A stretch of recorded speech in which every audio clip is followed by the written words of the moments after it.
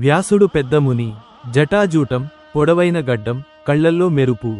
ధ్యానం చేసినట్టు స్థిరంగా చూస్తాడు. గోధుమ వస్త్రం, చుట్టూ కాంతి. ఒక రకమైన భయంకర గంభీరత్వం.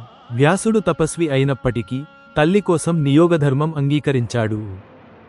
అంబిక ఘట్టం. సత్యవతి ముందుగా అంబికను వ్యాసుని వద్దకు పంపింది. అంబిక వ్యాసుని రూపం చూసి ఒక్కసారిగా భయపడి కళ్ళు మూసింది.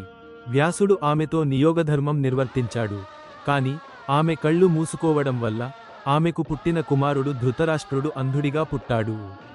తరువాత అంబాలికని పంపించారు. అంబాలిక వ్యాసునిని చూసింది. కాని భయంతో ముఖం పచ్చగా మారింది. ఆ భయం కారణంగా ఆమెకు పుట్టిన కుమారుడు పాండు కాస్తా పసుపు రంగులో పుట్టాడు. అయినా పాండు ధైర్యవంతుడు, బలవంతుడు. ఇలా ఇద్దరికీ ఒకరు అంధుడు, మరొకరు వెలిపోయిన వాడు పుట్టాక సత్యవతి నిరాశ చెందింది. ఎలాగైనా ఆరోగ్యవంతమైన, సంపూర్ణంగా శక్తివంతమైన కుమారుడు పుట్టాలి అని ఆశతో మళ్లీ అంబికను వ్యాసుని దగ్గరికి పంపించింది. కాని అంబిక వ్యాసుని రూపానికి మళ్లీ భయపడి తానే వెళ్లకుండా తన స్థానంలో ఒక దాసిని పంపింది. ఆ దాసి ధైర్యంగా, ప్రేమతో వ్యాసుని ఎదుర్కొంది.